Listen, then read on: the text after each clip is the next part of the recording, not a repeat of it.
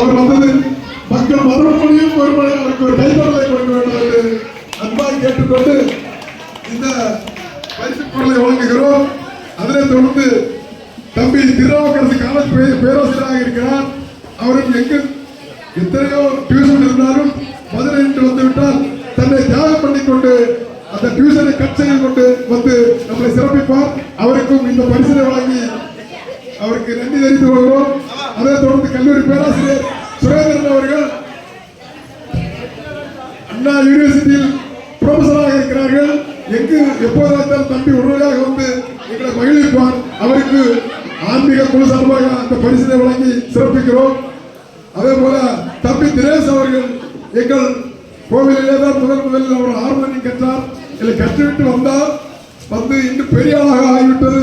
எங்கள் மங்களேசிய சுரேந்திர சார் வந்த பெருமை எங்கு அழைத்தாலும் உடனடியாக வருவார். அமைதியாக இருக்கிறார். அவருக்கு இந்த குழு சார்பாக இந்த பரிசினை நாங்கள் வழங்குகிறோம். அதனைத் தொடர்ந்து என்னுடைய தபேலா குருநாதர் பெருமாள் அவர்கள் தபேலா வித்தகர். நீங்கள் அவருக்கு யாருமே பரிசு கொடுக்கவில்லை. இந்த சமூகம் எனக்கு கொஞ்சம் சங்கடமாக இருந்தது. அதெல்லாம் பண்ணியிருக்க வேண்டும். அவர் வித்தைக்காரர் 10 விரலும் நவரசம் ஆடிப்பதை பார்த்திருப்பீர்கள்.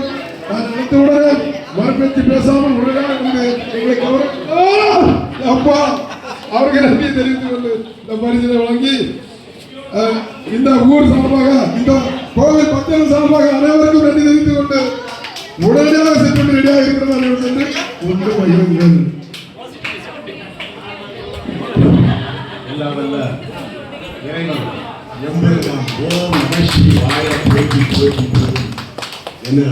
நாளும் நினைத்து வணங்கி கொண்டிருக்கும்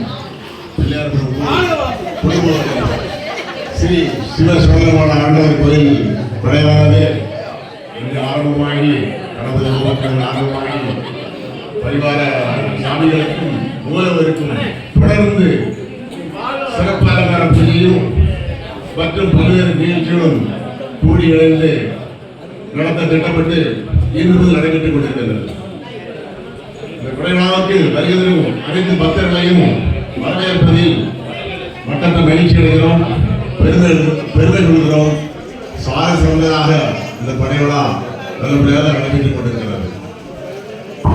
எந்த மதமாக இருந்தாலும், இந்துவாக இருந்தாலும், கிறிஸ்தவமாக முஸ்லீமாக இருந்தாலும் ஒரு நாள் நடத்துவது என்பது அந்த ஆண்டவரை மகிழ்வித்து நாமும் அதுக்கு இணையாக மகிழ்வோம் என்று கொள்கையுடன் தான் அன்று முதல் இன்று வரை முன்னொரு காலத்தில் இன்று வரை இது தொடர்ந்து நடைபெற்றுக் கொண்டிருக்கிறது.